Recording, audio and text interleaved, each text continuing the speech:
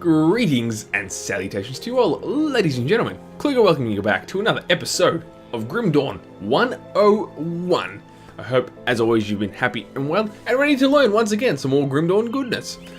Today we are exploring the wonderful world of gear and loots in the worlds of Cairn. Here, again, in line with Grim Dawn 101, talking about the more basic level as to obtaining gear, how it generally works, the different tiers of gear, your gear slots on your character, etc, etc, etc. If you played the game at all, I'm sure you've intuitively come across a lot of this stuff just in your general exploration and having fun, but just want to cap it all off in one nice neat little bundle, especially again for the newer player, as is the goal of this little series of mine. So without further ado, let's jump on in. Gear. Where do you find it is probably the most pertinent question, and the most obvious one if you have spent any time walking around the lands of Grim Dawn. Primarily, number one, first thing you'll probably notice is that you get it from killing stuff, which is always a good time. So you murder your bad guys, your enemies, your heroes, your trash mobs, all that good stuff. They will be loot pinatas for you, and you will pick up the goodness inside. The less obvious location for your loot will be through, well, still pretty obvious, places like loot chests and other containers throughout the world. Like I was just saying, most obvious you'll be from loot containers like chests that you just simply open. They'll stand out fairly obviously in the world itself. Click to open, of course, and loot is inside. And I won't go into full spoiler mode in terms of the other places you can find loot. There's, again, pretty obvious stuff like crates and urns and those kinds of containers that are pretty clearly breakable. But there are other environmental assets around the place that aren't immediately obvious that do also contain loot. It's fun just to find those out. I mean, the thing with Grim Dawn in that respect is that it's not like other games where if you press your show loot key, loot containers will also show. That doesn't say, you know, like a golden chest of awesome when you press Alt on your keyboard. It will only show up as a loot container if you put your mouse over it. So it's really worth keeping an eye out and occasionally rotating your camera to try and find all the different loot containers around the place. Just checking the notes, so that covers the main things. Oh, of course, vendors as well, needless to say, like this fine gentleman behind me, Mr. Luther Graves. You can get loot from buying it from the loot vendors. All kinds of goodness, as you can plainly see. I probably should have checked these, actually, for this actual character, but that's okay. Nothing too good there. Obviously, you can get it from there as well. Now, like I was saying, and let's actually make a demonstration here. Let's get some stuff on the floor. Because that's the easy way to... Oh, gosh. There we go, there's a bunch of stuff on the floor, and I'll set my loot filter back to default white. If I press Alt, why is it not showing anything? Auto show loot. There we go, that's what I'm looking for. Auto show loot common plus. So that's the default setting for finding loot. Every character has this button on his or her HUD. And it's individual to each character, so you can set it to common for your newbie character and set it to like yellow or green or whatever have you. I typically have it on yellow for my higher level characters, so as you don't have to see white stuff once you're a level 50 character and it's not really relevant to you anymore. So you just simply click on this and watch the screen as I change it to yellow. Only yellow and up shows, rare plus, so forth, blue plus, and then I haven't got any legendaries on the floor, but I can. Only the purple goodness shows on the floor. So let's switch that back to normal and give me all this back. Because this was part of my demonstration and I didn't think now it's going to go in all sorts of places in my inventory. So let's get that tidied up. Just, oh my gosh, if I can click a thing. Wow. So, there's different tiers of loot, needless to say.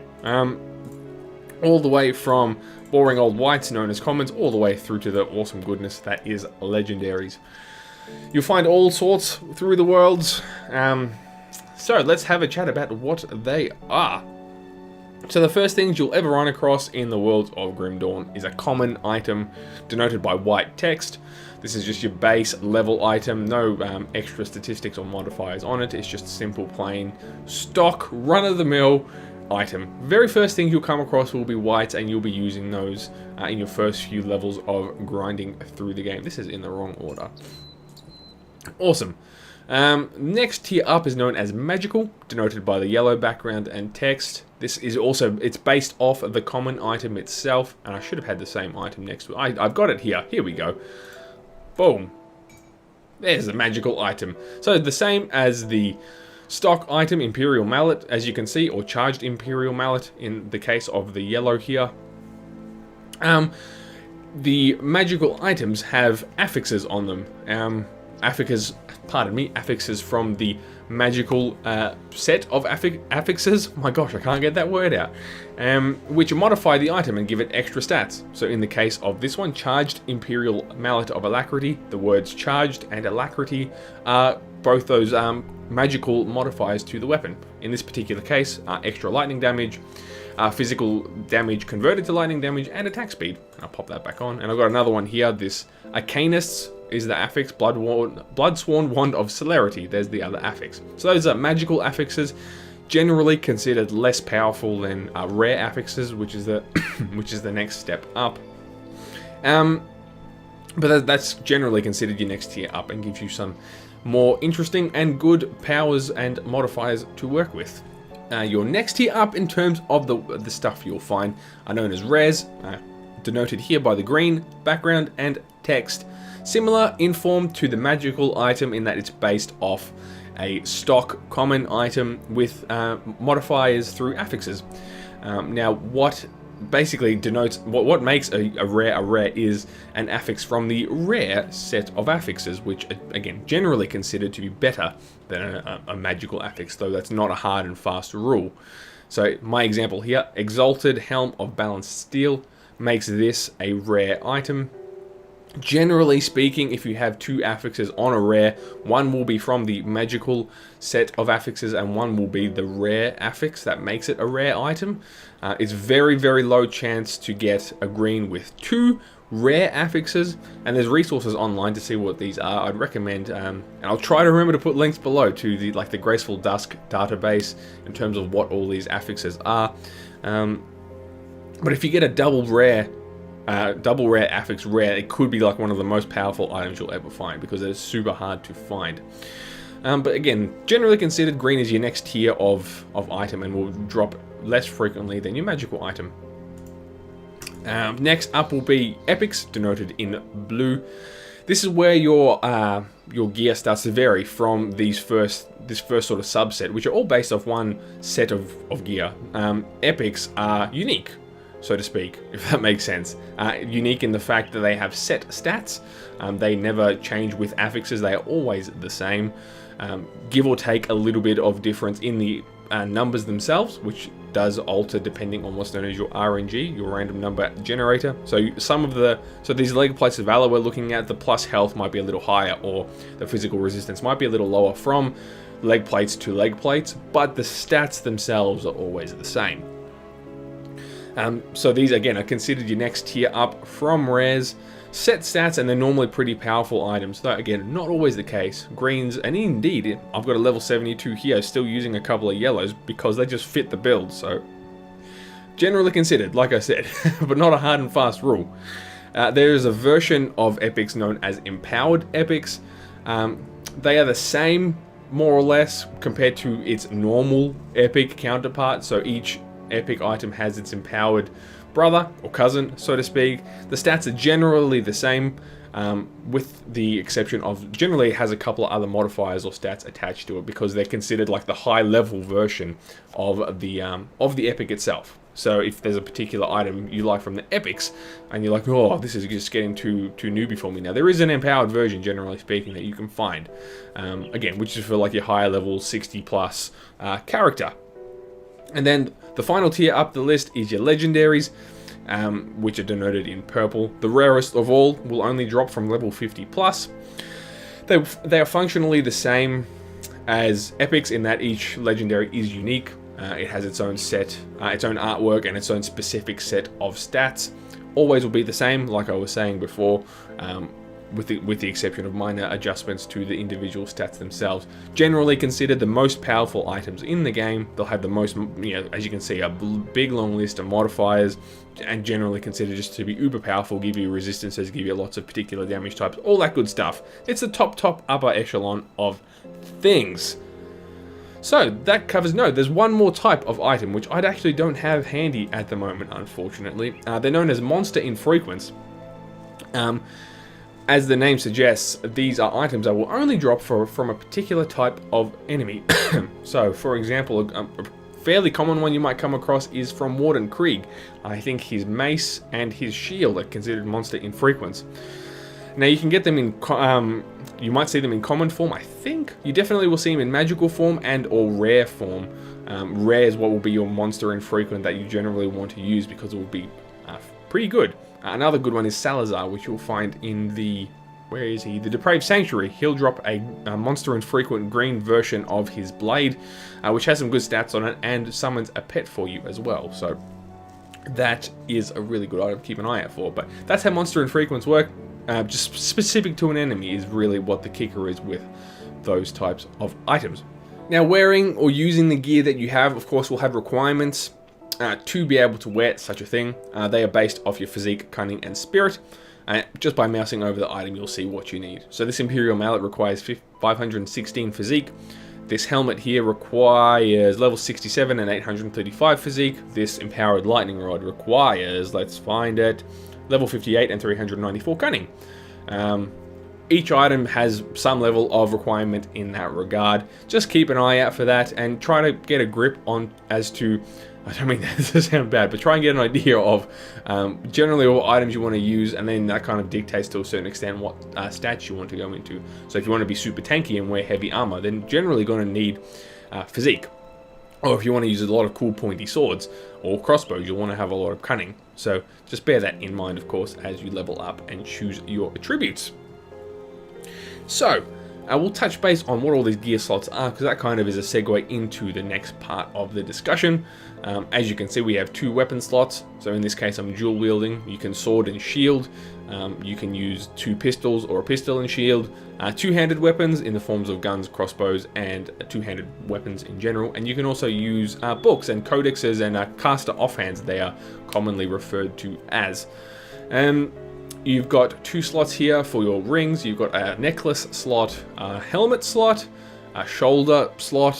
What are they called? Pauldrons? Is that right? Shoulder piece, basically. Chest piece, of course. Gloves or hand armor. Boots. And I like to call them pants, but leg armor, I suppose you would call it. A belt.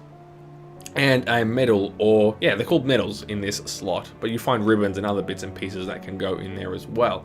And the final slot is your relic, which is a craftable only item, which you'll get from the, what do they call them, the blacksmith that you'll find later on, or at a certain point in the game. Minor spoiler there, I apologize if I just freaked you out, but that is craftable only.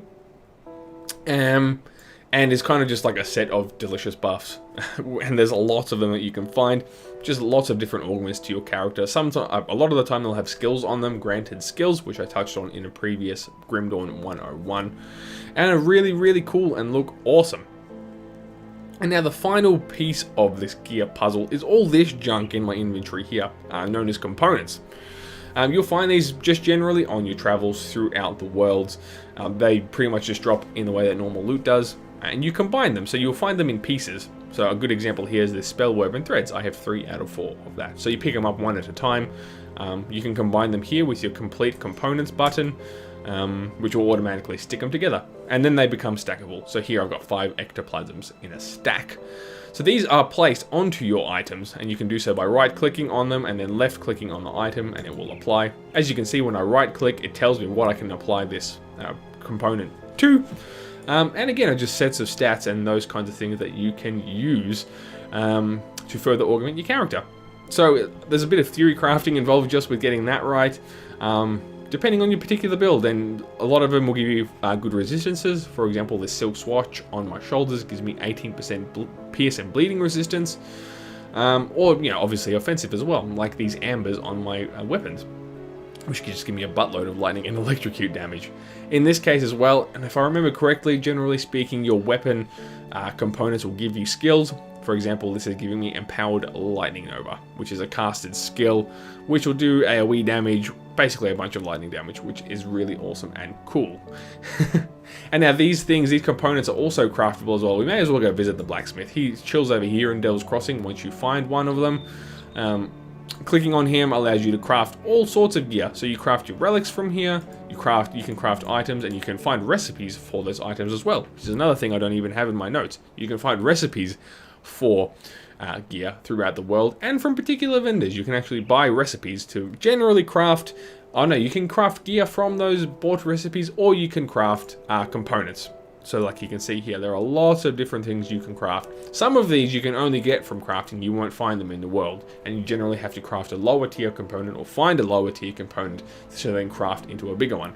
I don't want to get too far into the detail because crafting is a thing in of itself, and I've actually done a video on it previously, albeit a little outdated. Hey, I can make a Tinker's Ingenuity. Holy crap, I should probably look into doing that because it's a really nice belt. So there you go. And then, yeah, crafting is just the same stuff you can wear as always. You can find some pretty cool stuff here that you can make, and sometimes crafting is a good way to get some crazy cool random double rare affix loot and that kind of things if you craft enough of them. So let me just have a quick squeeze at my notes. I think that has covered the basics of how everything works. So now your job as player is to go out into the world and find as much freaking loot as you can. I'll try to leave some useful links to some other resources below where they probably explain it a lot better than I do. And that's just about it. So, let me know what you thought of this down below in the comments. If you have any follow-up questions or suggestions, either from this video, or if you have suggestions for future Grim Dawn 101, do let me know. I think next what we'll probably cover is Devotion, which is kind of an offshoot to the skills discussion that we had, I think, in the last episode, because Devotion can be pretty daunting if you're new to the game and it just looks like a big crazy thing of stars. So we'll talk about that probably next time unless I think of something else. You've been awesome. I hope you did enjoy. Leave your likes and comments below, and I hope to see you next time. My name is Kluger. You have a great day.